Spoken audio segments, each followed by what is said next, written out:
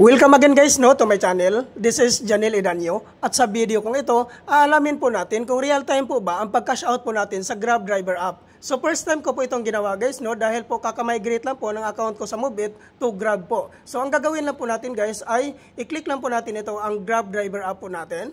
So ayan po. Ito na po yung pinaka-account ko po sa Grab po guys. Bali ito na po yung na-migrate na account ko sa Mobit.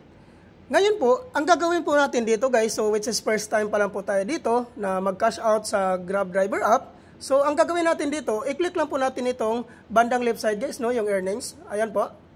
So dito makikita po natin naman dito sa baba yung cash wallet po natin. So yan po ang i-click po natin, yung cash wallet. Yan po, click po natin yan.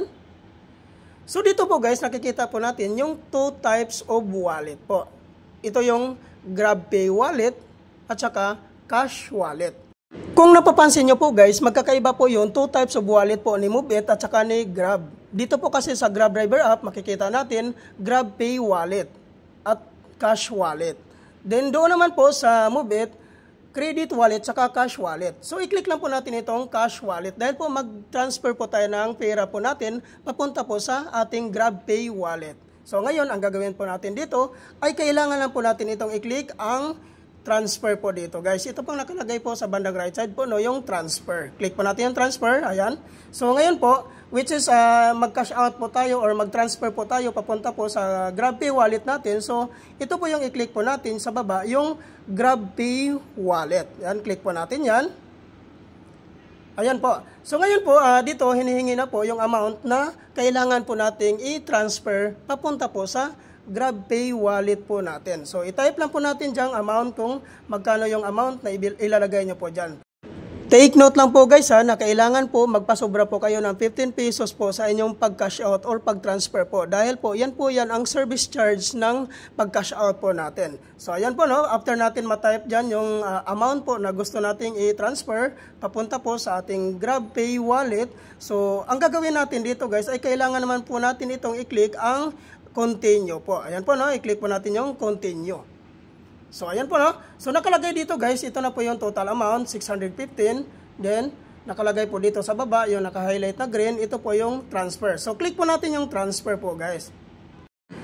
So kung napapansin nyo po guys, transfer successful. Andyan din po yung amount. Click po natin yung done. Ayan po guys, tapos na po tayo. Nag-transfer po sa cash wallet, papunta po sa ating GrabPay wallet. Then, check po natin guys kung nandoon na po.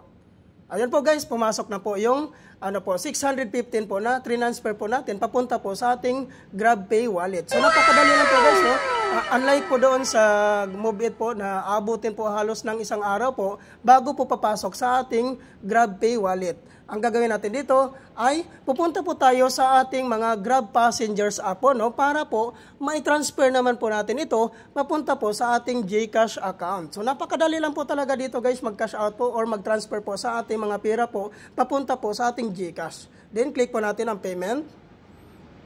Ayan po. So wala pong pagkakaiba po guys sa pag-transfer po natin sa GCash dahil po nandito na po yung pera natin sa ating GrabPay wallet po. So ang gagawin natin dito ay i-click lang po natin itong transfer. So automatic po guys, nakikita po kagad natin yung GCash account po natin dito So which is kung nakapag-transfer ka na po dati sa GrabPay, so automatic po. Ayan po, click po natin. Then type po natin yung amount. Yan, 600 po.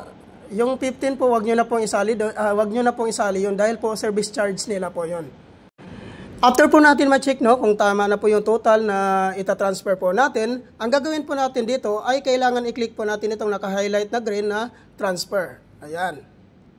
Lagay po natin yung pin po natin sa GrabPay. Then, automatic po yan guys, nakalagay dito, transfer in progress, sending 600. So, click po natin done. Ayan po guys, automatic na wala na po yung amount natin dyan dahil po transfer na po natin.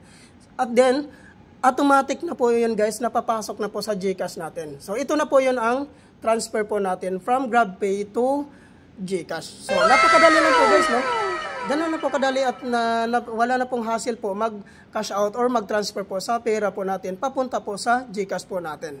Thank you for watching.